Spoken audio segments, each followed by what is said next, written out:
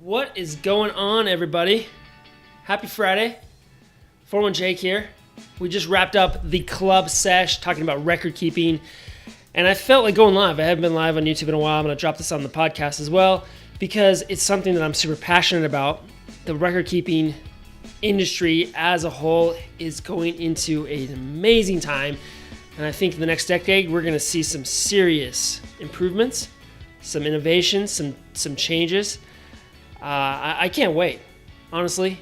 I think there's going to be things that will change the way that the normal employee across the country will actually approach the 401k. The reason I'm so passionate about it, I think the 401k is obviously one of most people's first investment accounts. It's their first introduction to what a mutual fund is, what a stock is, what a bond is. And a lot of people don't take it serious early enough. They wait, and there is just so much going on in this industry. It's so massive to think from where we were when we started this back in the late 70s, right?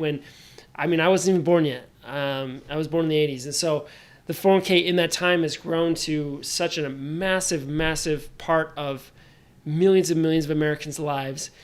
And I think the overall feeling of 401ks being successful is not there. And it should be. And I think we put a lot more trust in Social Security, as I think is probably okay because the government's involved, and obviously that's the most secure thing in our minds. And so it technically should be the best thing. But we know from the math involved that Social Security is going to have some issues here in the next 10, 15 years. And so depending on how old you are and when you've been contributing and how that lines up, the 401k could very well be one of the best things that you have. And as advisors and as wholesalers and as investment representatives, or what we call defined contribution investment only wholesalers for investment companies, we have to do a better job communicating with people about record keeping and what that really is and how to do it. And so the topic today in the club sesh was 401k record keeping. So I want to take a step back. Let's quickly review. As you know, 401ks have four essential fees, right? The advisor, who's really the hub, the heart of the whole plan. They need to make sure everybody's doing their job. And they've got a lot on their plate, but they're not necessarily the ones doing all the work, obviously. Then you got your TPA, your administrator. They're the ones doing the document, all the legal stuff, all the compliance. Not really employee-facing, but they're really, really important and can create a massive problem if they don't do it right. So you got to have the right thing there. That's usually a kind of a pretty static fee.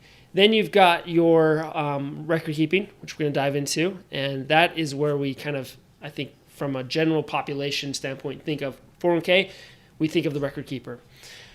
So the fourth thing is obviously your funds, your investments, which we can see from just looking at Googling 401k lawsuits that having your investments dialed in is really critical. There's been a ton of lawsuits from participants about the high cost fees, right? Even record keepers themselves have been sued. Fund families themselves have been sued for their own plans. So understanding investments is a very opinionated thing, and there's a lot of information out there. There's a lot of people on both sides of the table as far as active, passive, index. So for you as an advisor or wholesaler, you need to understand where does record keeping fit into that puzzle. That's what I dive into today. So record keeping due diligence is something that early in my career I took serious, but I took it from a very, let's go to lunch and talk about, let me be sold on your platform. And so a lot of record keepers will hire and spend a ton of money in their marketing, right? Some of them will even go as far as putting their name on huge stadiums or, golf tournaments, or they do a lot of marketing. And that brand recognition is really, really important.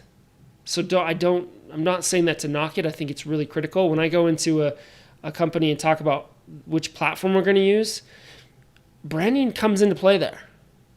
When I throw on the name like Vanguard, they're going to know that a lot more than some no-name record keeper or TPA that there's no brand recognition at all. So brand does play a part in this 100%. But you as the advisor need to know behind the scenes what else we're going to add to that. So brand's big, but they'll spend a lot of money. And the classic model is, right, you have your wholesalers out searching for all of these advisors. Now, I was a wholesaler myself, not in the 401k industry. I was a wholesaler in the mortgage industry, and I'd go out to find loan officers, and I'd try to get them to send me their loans, and we we package them up and sell them off to the bank. So we're kind of the middle. Same thing with wholesalers. Like their job is to have a good reach and really get you to use their platform. That's the number one goal. That's how they're getting paid.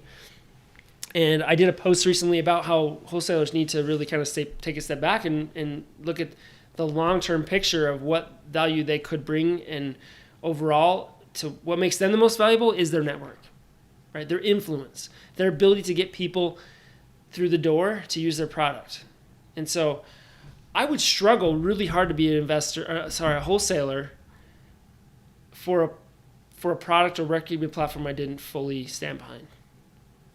And my experience through the last 3 years, as I tried to build my own record-keeping platform and did build my own record-keeping platform with some partners, was that the idea of one platform being the solution for everyone should not exist.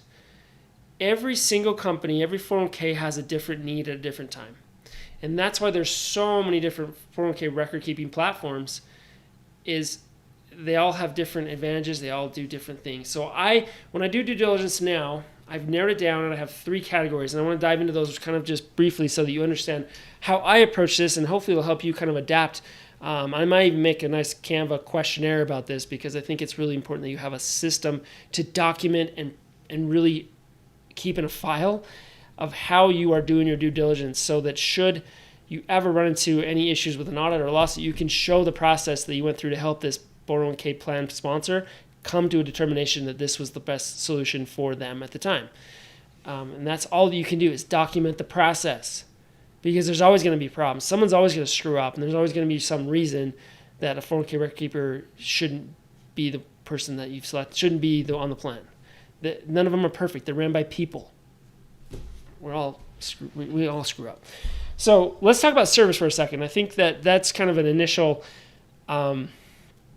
key factor to me to understand the service model. And when I talk about service, I'm talking about really communication between 3 different parties. Me as the advisor, I want to be able to understand how I can get access in to really escalate things that become a problem, and who I'm going to talk to and how it's going to work. Some record keepers have different tiers of, if you have this many plans with us, or if it's this size plan, you get this group. They do it differently. So understanding who I'm talking to and when I have a problem, who I can go to is key, because I know wholesalers don't want to hear my problems when a plan has already said yes, they're already moved on to the next one. I'm lucky enough to have a couple wholesalers that aren't that way, that will still help me when there is an issue, and I pull them in, and it's really valuable to have them involved, because then they have kind of a good tabs on it. The second is the plan sponsor themselves. What is that experience like, and how can I make it even cleaner and easier and smoother for them? Because I honestly would rather have the plan sponsor come to me for the problems. There's going to be things that I can't solve, and that's when I would pull the record keeper in. So I want to know is if the record keeper has an issue with the plan sponsor, they need to come to me. That kind of communication, I think, it sounds like a bottleneck, but for me, I don't want to be in the dark, not knowing what my plan may have an issue with that I could possibly fix without even involving the business, the client, making their life easier. That's why they hired me to run their 401k, right? And then overall, obviously, the participant. What is the participant, when they have an issue, are they going to be calling an 800 number somewhere? Are they going to have a specific team? Are they going to, do they have a way to chat or text, or how can they communicate when they have a question? And what kind of information will I receive about that? So service is a really, really key thing that's really hard to put into numbers. So, it's definitely qualitative versus quantitative. And so knowing those 3 areas is critical. So kind of start there. And then I get into technology. Now I have a background in record keeping, so I know a little bit more behind the scenes that most big platforms are actually using one of the 4 big ones out there, DST, Relias, Schwab. There's one more. I always forget the last one. But they're really kind of set on this old 30-year-old software that's just does the job. And depending on which record keeper you're dealing with, there's a better user experience on top of that back end kind of the calculation. So if you think about record keeping, the whole job they have is to track participant money going in and track where it's going. Roth, traditional, which funds is going up or down, all those things, and showing the participant one number, but behind that one number, there's a lot of data. So tech is really what you're paying for, and it's user experience. So when a new plan starts or when you transition, what is that experience like? I want to know. I want to live it. As a participant, I want to go through that process. Can they do it on their phone? A lot of people don't even have computers, but almost everyone I know has a smartphone.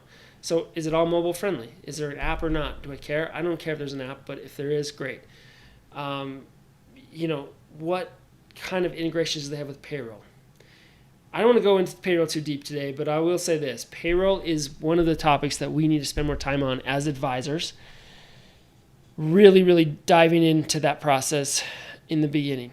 So when you pick up a new plan or when you start a new plan or whatever it is, payroll should be a hyper focus of yours, not something you just left to, oh, they'll figure it out, and let like the record keeper and the plan sponsor or even just the controller or whoever's running payroll, the HR person, figure it out. Get involved in those calls. Spend the time to understand and help translate information between the 401k payroll team and your actual client. Because I tell you what, they're going to have some miscommunications. They're going to put something in wrong, and that happens sometimes, some clients 24 times, 26 times a year. So you really need to get involved there. And it's not ongoing. Once you fix it and they actually understand, because good information into the payroll system to the 401k platform will prevent any year-end problems that honestly I would say is probably one of the toughest, the most frustrating parts of being a TPA. You didn't include bonuses or, just compensation, what that definition is. Little things like that can cause some massive expenses.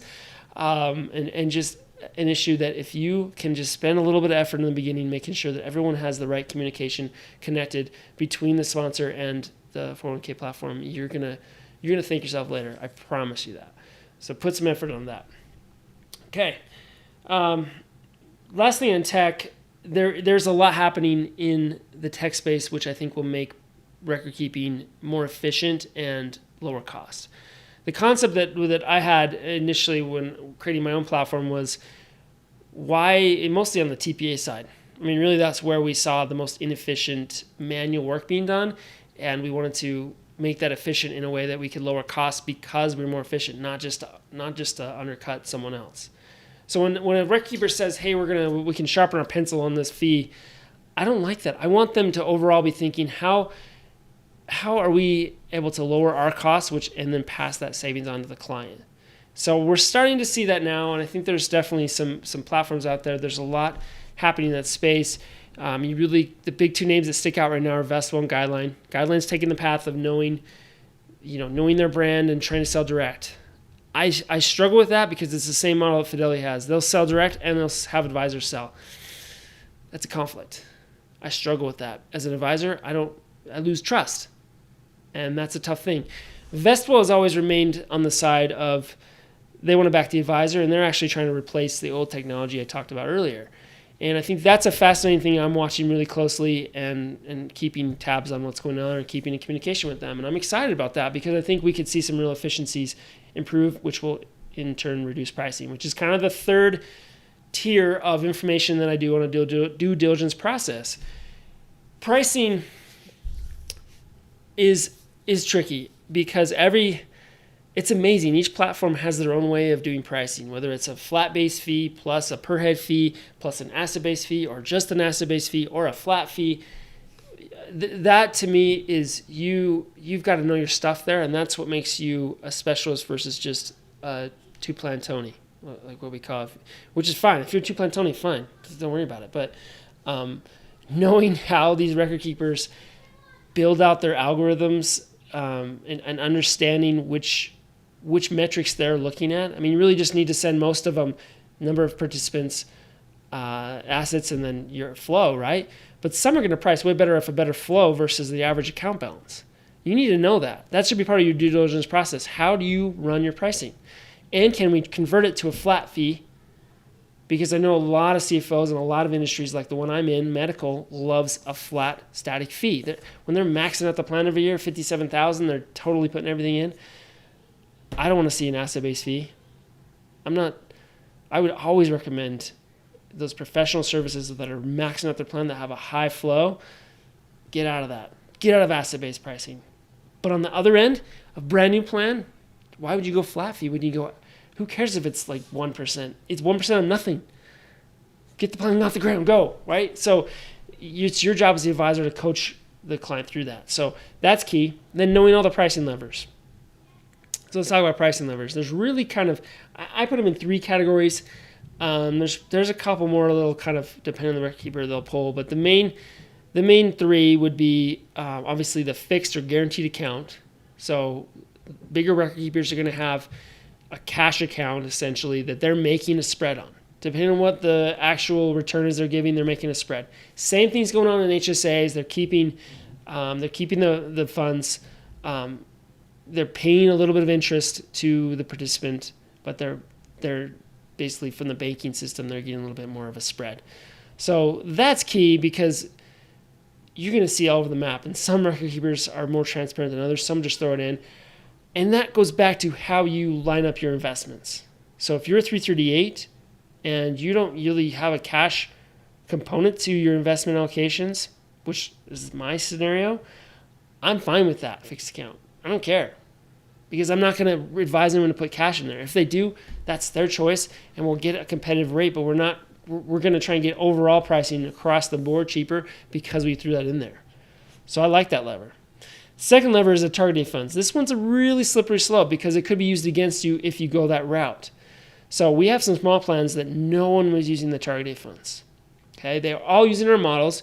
We kind of do a 3-tier model or 3-tier investment kind of allocation outline where it's target dates as the QDIA. We go to our models. So we have 5 risk-based models and then kind of do it yourself out of 26 funds that we monitor and have selected. And then 4th, if they want to do self-directed. We have this group that they're all in our models. No one's in the target date fund. We met every one of them one-on-one and we advise them personally and we're out of those. And those models, again, we don't add any fee to them for us. We don't make any more if they go to the model so there's no conflict there for us. But because of that, when we moved record keepers, we threw in the record keepers target date funds to get an overall reduction in the price of record keeping because they're in there.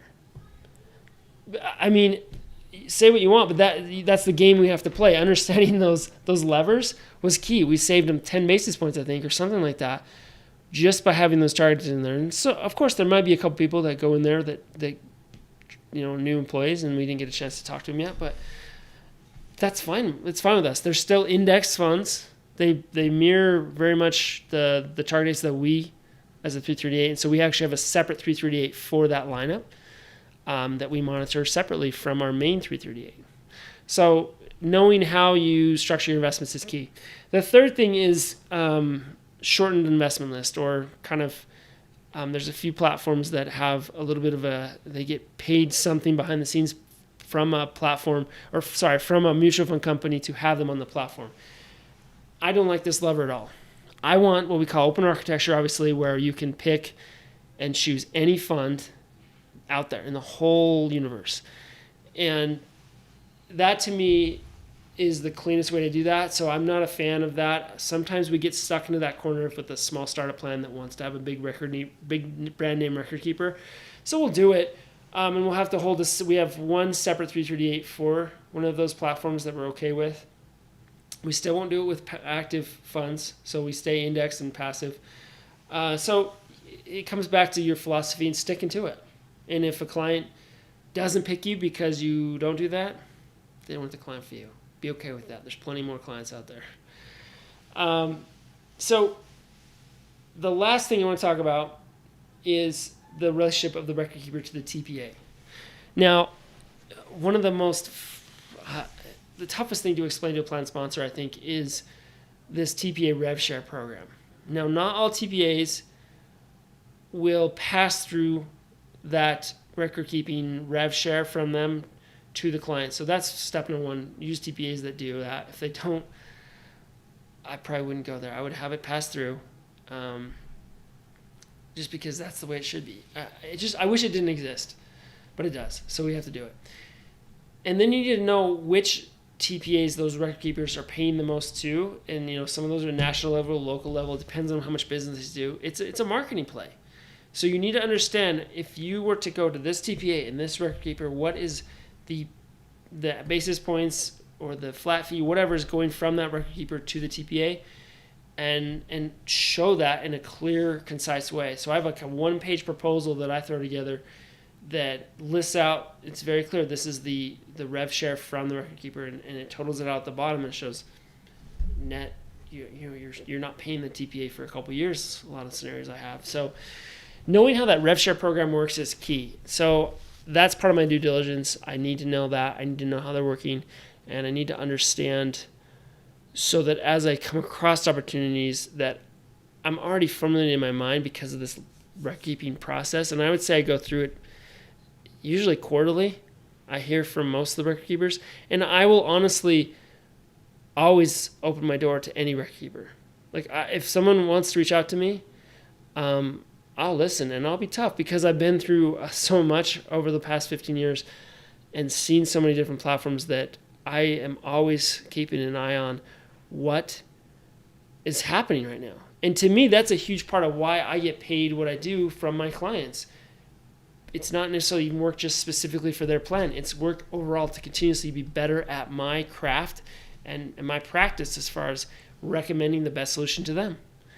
And sometimes you'll go head-to-head with another advisor, and that plan or that group will want to lump in the record-keeping decision with the advisor, and that happens a lot. And no matter how much you try as the advisor to split those two decisions up, pick the advisor, then we'll go to record-keeping and make that decision together. A lot of plans want to hear your creative ideas of which platform and how you're going to set it up, and that's where you have to get creative, and you have to present it in a way that makes sense because you listen to what their problem is and their needs are. So one of the best things you can do as a salesperson in the 4K space is adapt to the room or to the conversation of your prospecting client.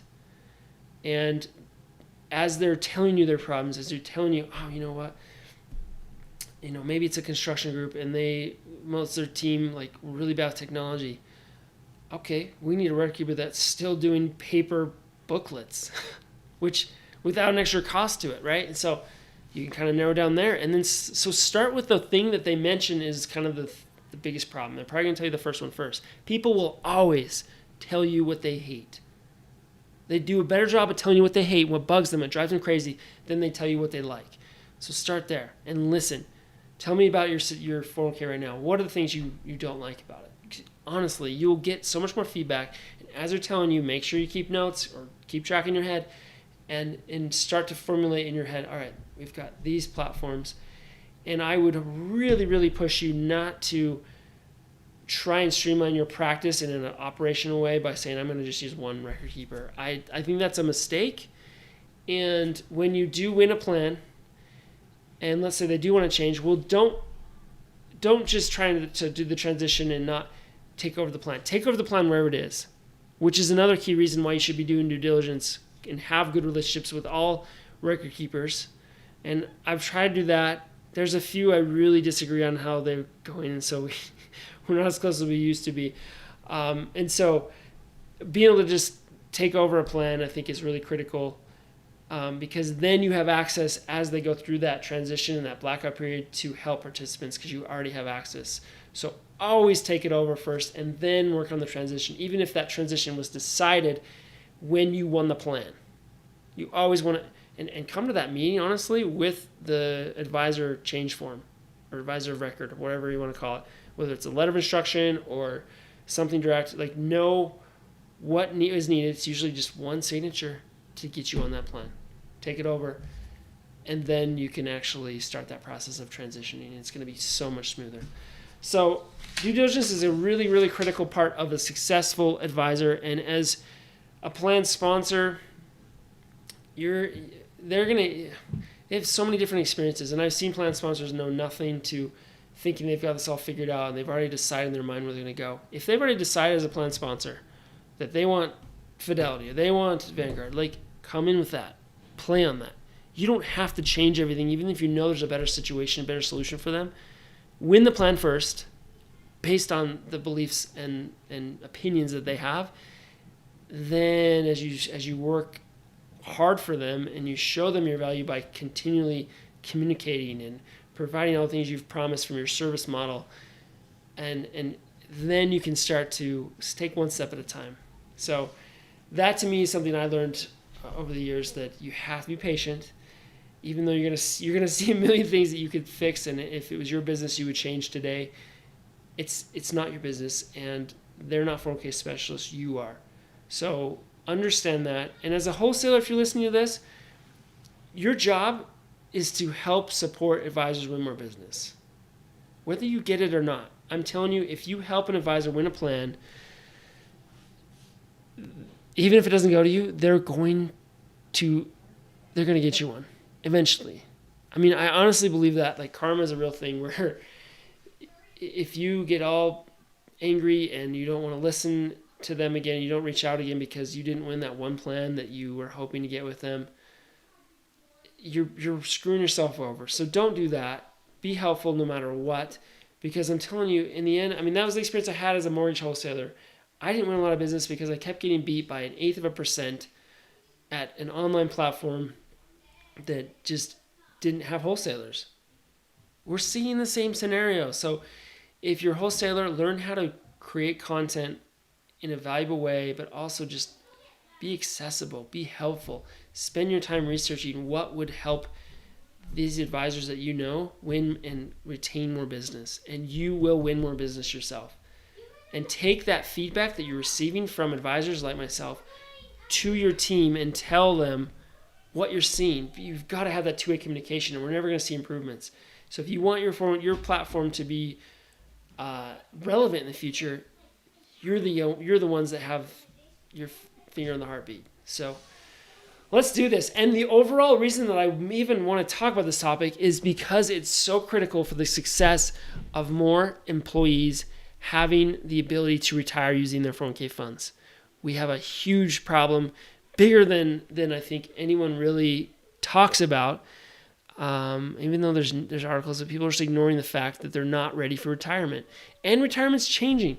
So as we do these things, as we all work harder at what we're doing to make sure that fees are in line, that the service is in line, that people have the help they need to make good decisions, we're going to see a real improvement in the 401k industry, the way that people perceive it. And that to me is going to start to move the needle, and people will have more success, they'll have more trust, and they'll want to make the steps necessary, take the next necessary steps to have their plan be successful for them and their family. And that to me is the most exciting part of what we do. All right. I could talk more about this forever, but I'm going to wrap it up there. I hope that everyone has an amazing July. It's been a wild year, and I can't wait for the rest of the year. The work you put in now, the effort you put in now is critical for the success of the last part of your year. So make sure you're visible. Use technology to make yourself amplified across all of your plans and prospects. Get out there, shoot a video of yourself, get over that fear of putting yourself out there and creating content. I promise you will see success, and you'll be happier. Have a great day, everybody. Take care.